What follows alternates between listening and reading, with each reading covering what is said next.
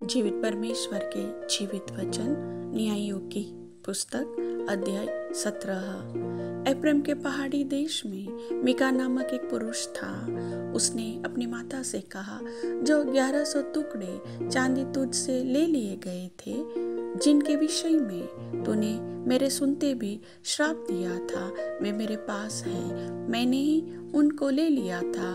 उसकी माता ने कहा, मेरे बेटे पर यहोवा की ओर से आशीष हो।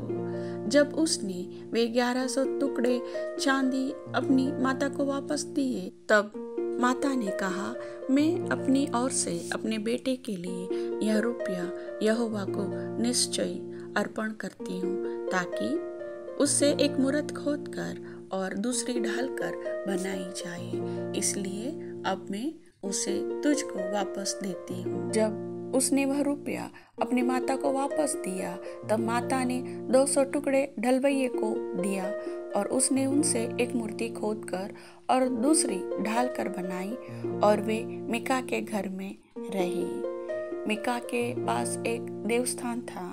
तब उसने एक एपोद और कई एक गृह देवता बनवाए और अपने एक बेटे का संस्कार करके उसे अपना पुरोहित ठहरा लिया।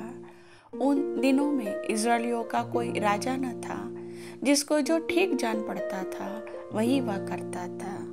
यहूदा के कुल का एक जवान लेवीय यहूदा के बेतलहम में परदेशी होकर रहता था।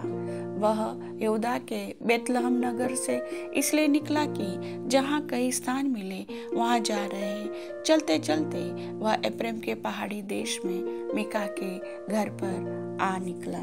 मीका ने उससे पूछा, तू कहाँ से आता है? उसने कहा, मैं तो यहूदा के बेतलहम से आया हुआ एक लेवीय हूँ और इसलिए चला जाता हूँ कि जहाँ कहीं ठिकाना मुझे मिले वहीं रहूँ।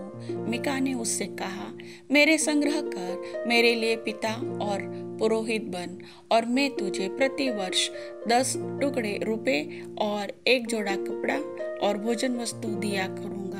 तब वह लेवीय भीतर गया और वह लेवीय उस पुरुष के संग रहने से प्रसन्न हुआ, और वह जवान उसके साथ बेटा सा बना रहा। तब मीका ने उस लेवीय का संस्कार किया और वह जवान उसका पुरोहित होकर मीका के घर में रहने लगा। और मीका सोचता था कि अब मैं जानता हूँ कि यहोवा मेरा भला करेगा, क्योंकि मैंने एक लेवीय को अपना पुरोहित रखा है। प्रभु वचन के सुनने वाले सभी भाई बहनों को आशीष दे। आमीन।